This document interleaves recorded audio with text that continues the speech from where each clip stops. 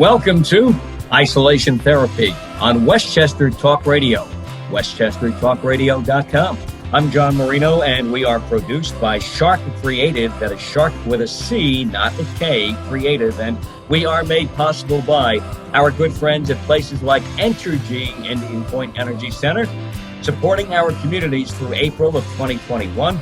Lipolis Electric, don't be left in the dark. Get Lipolis. And Hightower Westchester, managing your wealth to a fiduciary standard. Yes, they do at Hightower.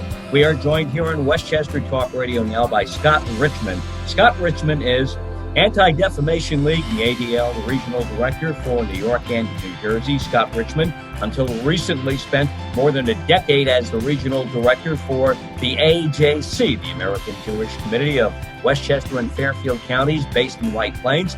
He was also deputy director for Jewish outreach during Michael Bloomberg's presidential campaign earlier this year. Scott is an attorney. He specializes in international and immigration law. Scott Richman, good to talk to you again. How are you, old friend?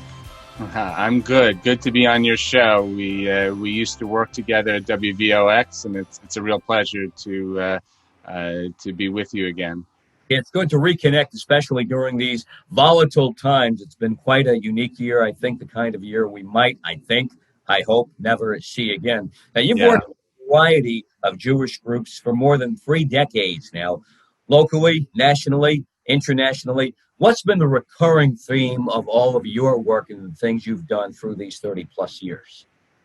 So I've been a part of 4 different organizations, and I would say the recurring theme is sort of a passion for community building really around issues that are of importance to the American Jewish community, but that of course help the broader community.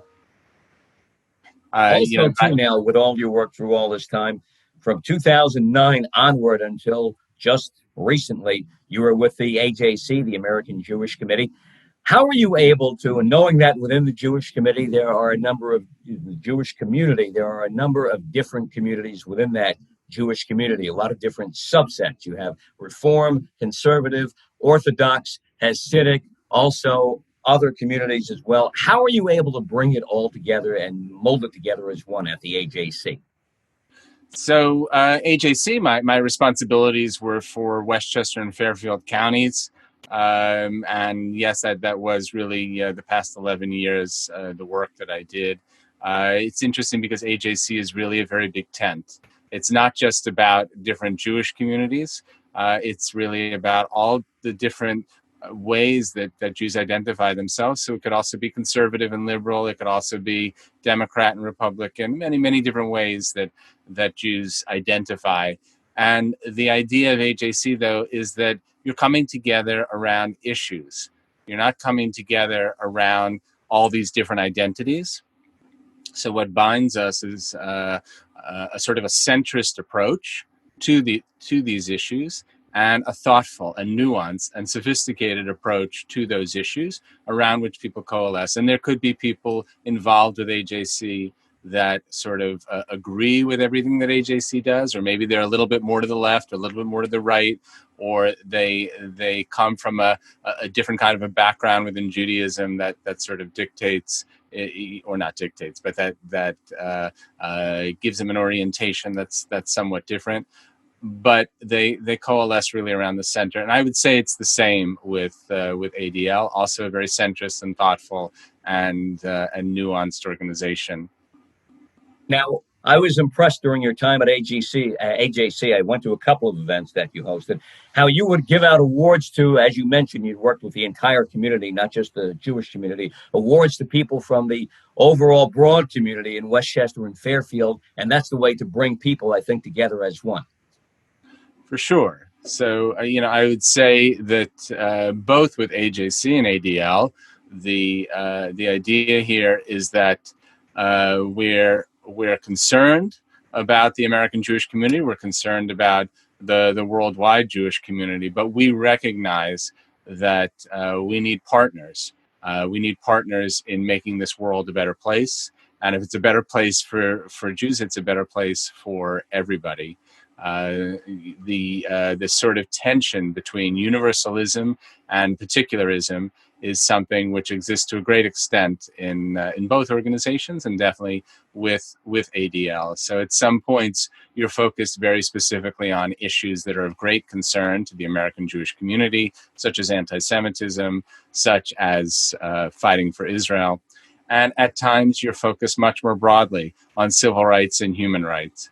And you need partners. You need partners in that effort, whether it's the faith community, whether it's the elected officials, diplomats, government officials, community leaders. All of these people need to come together. And we are a voice that reaches out and brings those people together, not around what may divide us, our particular identities, but what brings us together, our concern about the issues and our concern about making this world a better place.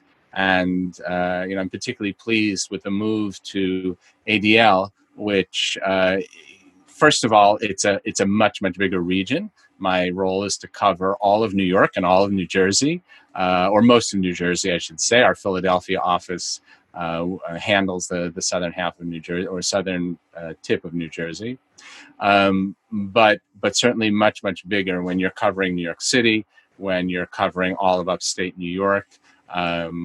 Westchester, of course, is included, and some of the key places in New Jersey. So reaching out across this territory is very important, and building the relationships with people across this territory is really the process I'm engaged with right now, because it's those relationships that are going to allow us to fight hate, to fight extremism. We're in a time right now of polarization, of increasing polarization, and unfortunately, it's led to very difficult situations, and certainly a terrible rise in anti-Semitism. So that's of critical importance to ADL, and reaching out and building partnerships with others to combat that, and to fight for a better world for everybody, for justice for everybody, is terribly important. With your work with the AJC and now with the ADL, as you've tried to bring different people, different groups together, you talk about having this wide region now in New York and New Jersey. How unified are other groups together with the ADL now in order to fight anti-Semitism, to fight racism? Is it a fight and a struggle to get other groups and organizations on board, or are we at a point now where everybody says we have to do this, we have to work together? I would certainly say that if you're at the level of should we be fighting hate, should we be fighting anti-Semitism, that's easy. Just the question of what we do, how we do this together, how we build it, that's more of course, the challenge. How do you reach out to other groups? How do you build in a situation and in a time like this? Like you say, it's easy to say, let's fight racism, let's fight anti-Semitism, but you have to do something about it. Just not talk and walk away and say, that's not right. You have to be the one to step up and say, it's not right, and I'm going to be the one who's going to get involved and do something about this right now. So let me tell you what I told a group of students last week. I had a meeting with a group of college students last week, and the topic was responding to hate on campus. And I think that they were looking for a how-to. You have an anti-Semitic incident, you have an incident of hate on campus, and what do you do? What are the steps? And I said to them, it's not just a matter of how you respond when there's an incident. That's a reactive response. It's a question of how you're proactive, what you do to prepare for the moment when there's an anti-Semitic incident, or an incident of hate against anybody, against the African American community, against the Latino community, against the Muslim community, against the LGBTQ community. You need to be proactive. And what does it mean to be proactive? It means to build those relationships. Build those relationships. Let's say we're talking about the campus situation. So build the relationships with the administration, with the security staff, with the different groups on campus, whether it's the African Americans or Muslims or any of the groups I just mentioned. You should have those relationships in place. They should know you. They should be coming to your events. You should be going to their events. You should care about their issues, etc. So on a broader scale, when it comes to Westchester or when it comes to the tri-state area. Having those relationships in place, I need to know the law enforcement officials. I need to know the university administrators. I need to know the government officials. I need to know the faith leaders. And if I have a relationship with them, and they understand who the ADL is and what kind of resources the ADL can provide, and they know me, then when the time comes that either of us need one another, we pick up the phone, we Zoom, whatever it is, and we're there for one another to deal with the situation. And it doesn't feel like it's forced in any way. Like the way you phrase the question, it feels like you need to build it at that moment. It's not about building it at that moment. It's about having it there. And that's what an organization like ADL specializes in, is having those relationships in place. And, I would add that it comes not just from building relationships. And for me, this was a piece of what very much attracted me to ADL. ADL works in the trenches.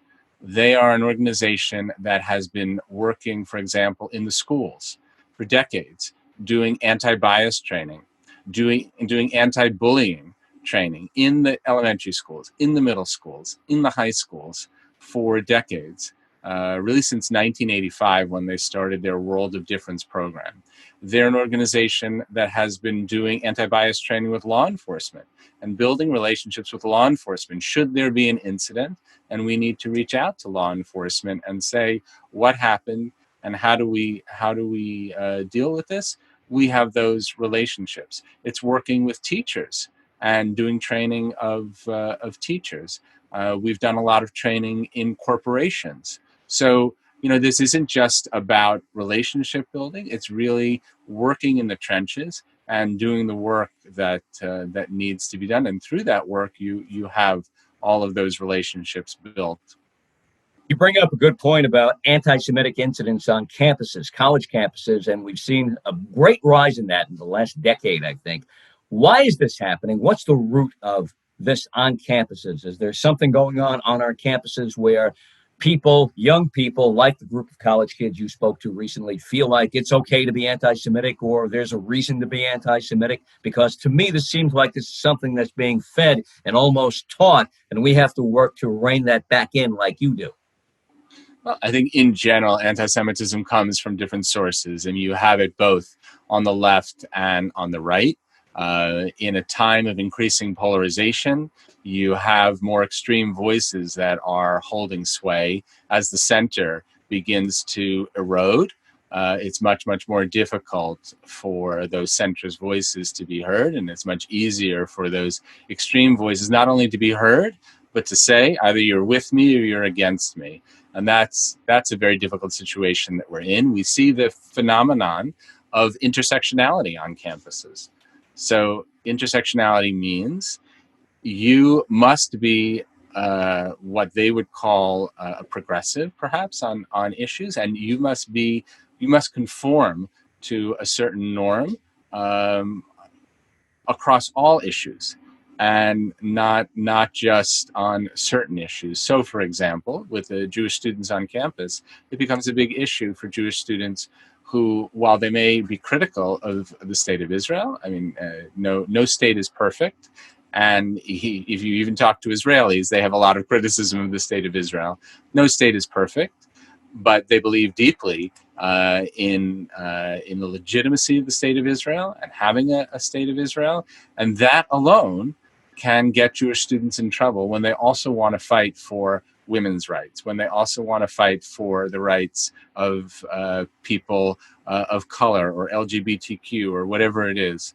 Because the feeling is you can't be a part of this space that's fighting for the rights of these other people if you also believe in what some people believe is not a progressive cause. I personally believe that Israel is an incredibly progressive cause, a place in the Middle East where none of its neighbors offer rights to these marginalized groups, where you have a very strong, robust democracy, a strong judicial system, where its minority, 20% Arabs, have a very, very strong voice in society and a place in society. These are all hallmarks of democracy. To me, Israel is an incredibly progressive cause in a part of the world that's not terribly progressive. So we can have that. That's a different kind of discussion. We can have that discussion. But this issue of intersectionality has been a big problem on campus. And BDS has been a big problem on campus. This is the issue of boycott, divestment, sanctions. So calls for boycotting, for campuses to boycott the state of Israel has become an issue. I personally think that much of that stems from anti-Semitism, but the issue of boycott, divestment, sanctions is an interesting one because there have been calls for this and some votes, but universities do not abide by these. They're just non-binding resolutions of student organizations. The bigger issue is that even if it doesn't pass on a campus, campus is poisoned because there's a lot of terrible rhetoric that comes out surrounding that, a request for people to take sides on an issue where, there's a lot of nuance, there's a lot of complicated factors that go into this, but when you boil it down to BDS or no BDS, you're asking people to take sides, and that poisons hearts and minds on our campuses. So some of that is what has made campus life difficult for Jewish students who want a balance between their support for the state of Israel that they know, that they may have visited, and the sort of picture that's being painted of a different Israel that they may not recognize. When you host a seminar, when you host an event like you did recently for this group of college students, what is the kind of reaction you get when you start to talk about some of the issues you talked about just now? Because I think something like, and I think we all believe this, something like anti-Semitism, racism, etc., that's something that's ingrained in you from when you are young. You were not taught the right way, whether by your parents, by your teachers, by the people you grew up and hung out with, by everybody pretty much around you, to have thoughts like that in you, thoughts of hate in you. So when you start to talk about issues like this, what's the reaction you get knowing that kids may be coming from a campus where they've already been given the other side, the other point of view, and you have to come back and say, no, that's not the way it is. This is how it is. So, part of what I advised these students was never to speak like that. Because to me, that doesn't do any good. You may believe one thing, they may believe a different narrative, and that's not the way to have a conversation across differences. If you want to have a conversation across differences, you need to, of course, be diplomatic. You need to be sensitive to the narrative of the other, and never say, no, this is not right. Offer perspective, offer personal experiences. So never say, but I've heard this, or people say that. You have to say, I've been to Israel, and this was my experience. This is what I viewed there. You may know something different, and I'm interested in learning from you. Very important to have that kind of diplomatic conversation and really understand and have in mind that there could be different narratives. People see things in a different way, and it's more about offering some perspective and having that conversation and keeping the door open. When you offer those personal perspectives, do you get a different kind of reaction where that's almost like a wake-up call for somebody you might be talking to? For sure. I've had many experiences. I mean, if we're focusing on Israel, for example, people don't necessarily know my background, and at this point, my role is to fight against hate in all its forms, and fight for justice. But I have a major history with the state of Israel. I've lived there, I've worked there, I've studied there. I have many experiences. I've traveled to the West Bank. I've traveled in official delegations to the West Bank. I've been to Ramallah. I've met with the Palestinian Authority. I've met with members of Knesset, the parliament. I've had a lot of different experiences. So when I speak from really personal experiences in the state of Israel with many average people, with high-level people, with people on the right, with people on the left. And it certainly gives a kind of a credibility. It's difficult for people to come back and say, but I heard this and I heard that. Speaking from personal experience, and this doesn't just relate to talking about the state of Israel. If you're having a conversation about any issue, speaking from the personal perspective is going to make it much, much more credible. You've sat down with the Palestinian Authority. Not many get the opportunity to do that and to cross those lines. What was that like? Tell us about that. So I'll tell you just an interesting quick anecdote because it's related to WVOX. I took a group of diplomats, New York area diplomats, in connection with my work with AJC. I accompanied a group of New York-based diplomats to Israel on a trip. And when I came back from that trip, Sam Fredman, of blessed memory. Friend. Yep. Yes. So he invited me to his radio show on WVOX to talk about having taken diplomats there. And as part of that trip, we met with leaders of the Palestinian Authority. And he said, I want you to come on my show and I want you to talk about it. So I'm sitting there and we're having this conversation. At the end of the show, Bill O'Shaughnessy comes and he happened to be in the studio that day, the owner of WVOX. And he says to me, I really liked what you had to say. I want to give you a radio show. And that is actually how my radio career started at WVOX because of that experience with diplomats. With the Palestinian Authority. Wow. With the Palestinian Authority. So interesting anecdote. Great story. Yeah. Sam Fredman, I always thought I was the biggest Mets fan around. Sam dwarfed me, I have to say that. Always had his Mets cap on when he came in. Could talk to you about any Mets issue back to day one, back to 1962. An incredible Mets fan, incredible guy with incredible history, and he did so much locally and throughout the state of New York in his long esteemed career, no doubt about that. I think Sam dwarfed everybody. Sam dwarfed everybody with everything that he did. He always did things sort of bigger and better than anybody else. Really an extraordinary... Quite a unique guy, no doubt about that. We're with Scott Richman, Anti-Defamation League ADL Regional Director for New York and New Jersey here on Westchester Talk Radio, westchestertalkradio.com. And we are made possible by our good friends at places like Entergy, the Indian Point Energy Center, supporting our communities for April of 2021. Also, White Plains Hospital, special thanks to those at White Plains Hospital for all of their work through the pandemic, the COVID-19 pandemic of 2020 here, which we hope we are on the other side of now. We shall see.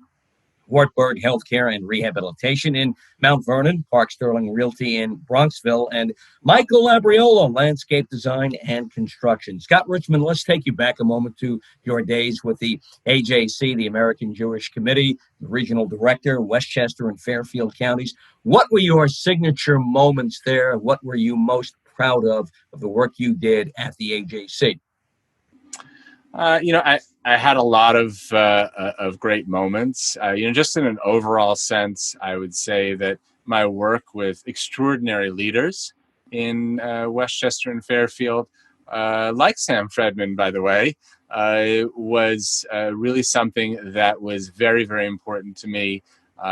Engaging them on the issues, benefiting from their leadership, from their incredible ideas, from their extraordinary connections and relationships. I think it was really the key to the work that I did, and somehow unlocking all of that, makes me very, very proud that happened. I think also some of the extraordinary interfaith work, the build up of the Thanksgiving Diversity Breakfast, the largest interfaith intergroup event that takes place in the two counties every year, the week before Thanksgiving. Call it the feel-good event of the year. That really was something I look back on with great pride. How that built up. There really were many very special moments, and really, I've had a career of all different types of experiences related to Jewish issues that sort of spilled out, let's say, into to broader issues, and I feel really very blessed to have gone into this role.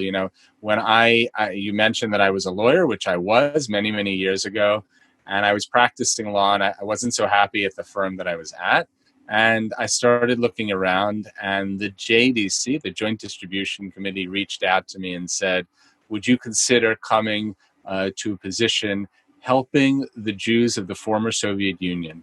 Now, I had been very active as a student at the University of Pennsylvania with something called Student Struggle for Soviet Jewry. this is where I got my start as an activist on campus, fighting for Jews who didn't have the ability to emigrate, didn't have the ability to express themselves as Jews. And that was in the 80s. And in 1996, JDC came to me and said, come and help with the other side. Communism is over. These Jews can leave. These Jews can express themselves. Come and help rebuild Jewish life in the countries of the former Soviet Union. That, to me, was such a seminal moment when I was able to make that switch from being a lawyer to being a Jewish professional, and to really begin to make my professional life something that expressed my passion, and really watching history unfold as these communities became Jewish communities was a privilege, but it was also about traveling to these places. It was about being in Belarus, being in Ukraine, in Kazakhstan, in Siberia, and meeting, let's say, with people in communities who had suffered terribly, suffered the twin evils of what happened to them during World War II, the Holocaust, and what happened to them during the communist period. And for me, it wasn't just about very specifically this person or that person. It was about what happened to the whole world, what the 20th century did to the Jewish communities, and what the 20th century did to communities around the world. And it taught me this sort of valuable lesson of seeing things through a Jewish lens, but relating to a much broader array of issues. And I took that with me through each job. And you hear the way I speak about that.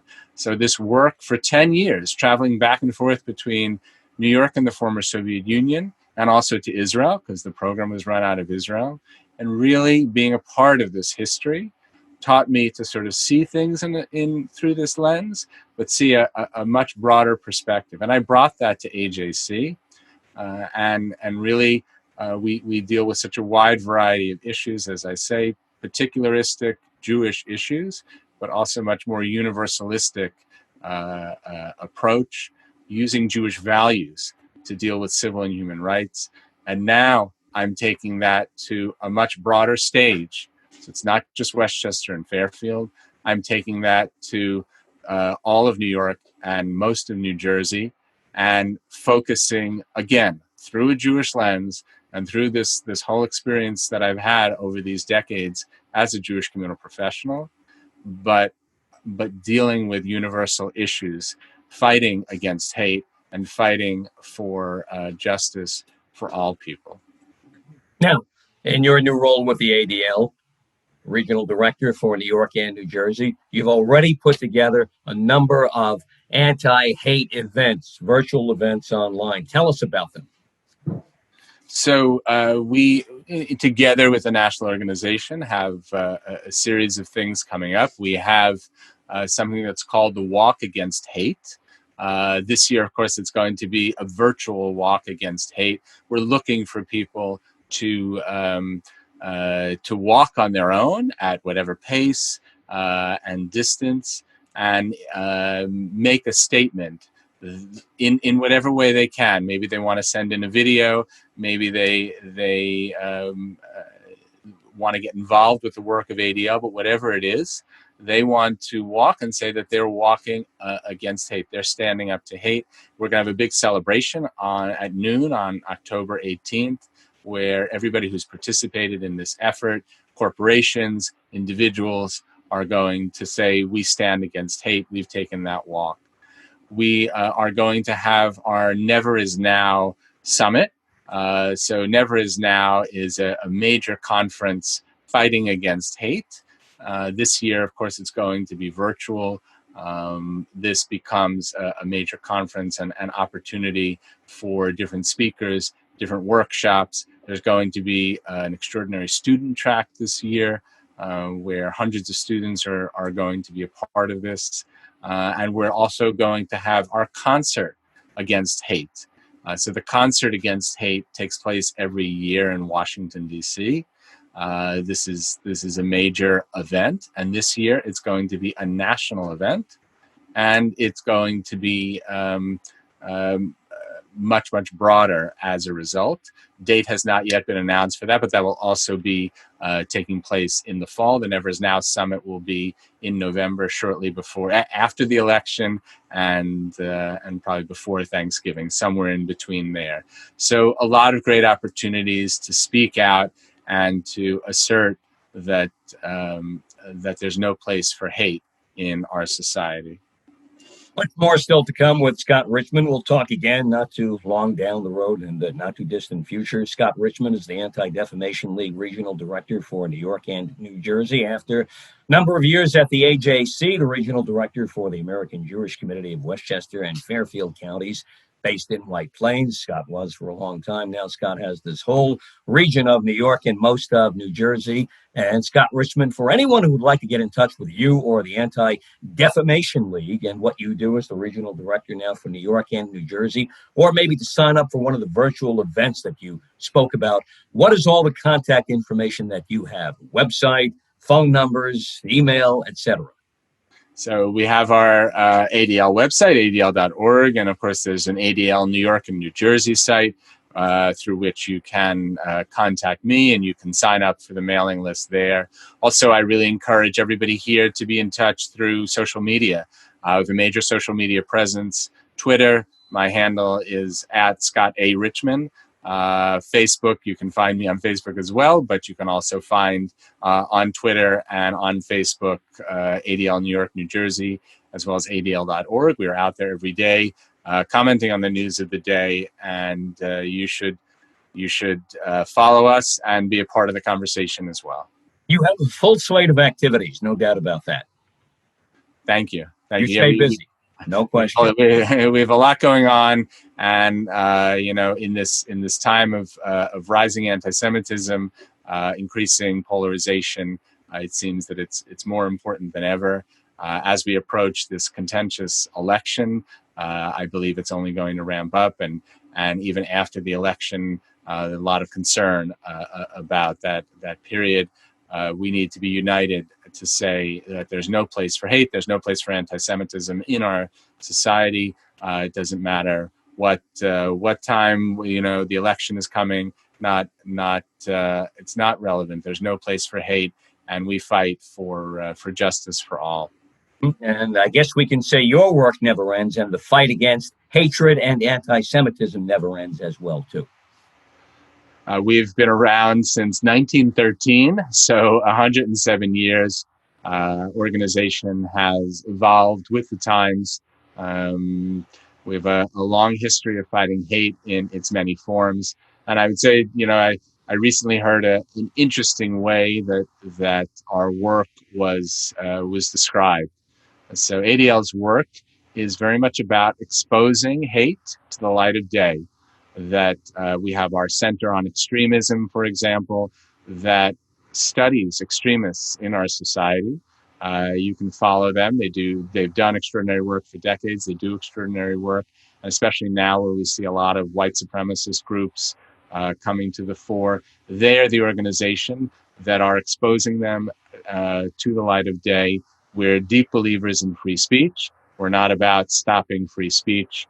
But we believe that if you expose that hate to the light of day, it's going to be marginalized, and that's the way to manage hate in our society. We need to marginalize it. In times of polarization, what ends up happening is that voices that don't match your voice are demonized, and they're sort of lifted up. And we need to say that just because you don't agree with me or I don't agree with you, we both can agree that voices of hate need to be pushed to the edge, and not one group demonizing another and lifting up that voice of hate. I think we need to develop a society, especially nowadays, that's more open-minded than what we are as a society. For sure, open to other points of view, right. Tolerant of other points of view. We can't be a society that simply says, I'm right, you're wrong. There needs to be a place for compromise. I'm a big believer in a sort of a centrist approach. especially to politics. I believe that our political system works because we compromise around the center. That was certainly a message when I worked for the Bloomberg campaign that I delivered. A message that around the country, when I had conversations with members of the Jewish community, I spoke about the importance of our political system revolving around the center. There are voices on the right, voices on the left, and they need to come together in order to get things done in our society. That's how our political system was built. Our political system was not built around one side demonizing the other. That just results in stagnation. What was it like to work for Michael Bloomberg's campaign? It was a pretty extraordinary professional opportunity. I would say my job was to do Jewish outreach for that campaign. Deputy director, correct? Deputy director of Jewish outreach, along with the incredible Abby Pogrebin, who was the director of that effort, and Mark Botnick, who worked with us as well. So we were really a team of three who reached out across the country, nationwide, to galvanize the Jewish community to support Mike Bloomberg. What was interesting about that was that, and we used to say this, was that we were really building the plane as it was flying. So this was an effort that was begun at the end of November when Mike announced. Took the month of December to kind of build most of the team, and most of us started in early January. And we had Super Tuesday, which was March 3rd, in our heads, and we were all pushing towards Super Tuesday. It was a very short period of time to build a campaign, to build something meaningful.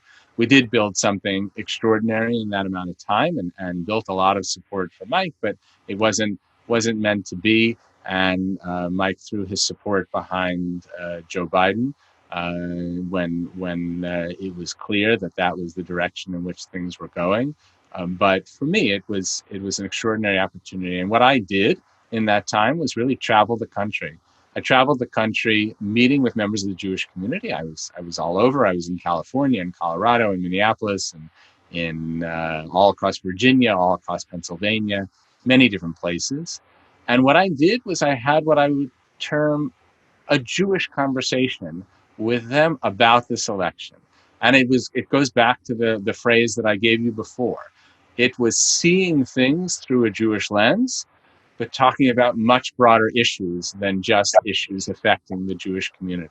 So it wasn't just about issues like Israel or anti-Semitism. It was about the broader issues in our society, but kind of seeing it through Jewish lens or Jewish values or Jewish experiences, and the role that we play as members of a much broader community. And I think that the people I met with appreciated having that kind of conversation with that perspective. So that was my job, and my role was to kind of hopefully turn the people that I met with into ambassadors who would continue the message that I brought to them. Scott Richman, the Anti-Defamation League of New York and New Jersey Regional Director. Congratulations to you on landing that post recently, and all the best to you. Give us that contact information one more time for you. So they can reach me through the ADL New York, New Jersey website, adl.org. Within that, you can find ADL New York, New Jersey, and through that, you can reach out to me. Scott, we'll talk again real soon. I promise you that. And thank you for joining us here today on Westchester Talk Radio.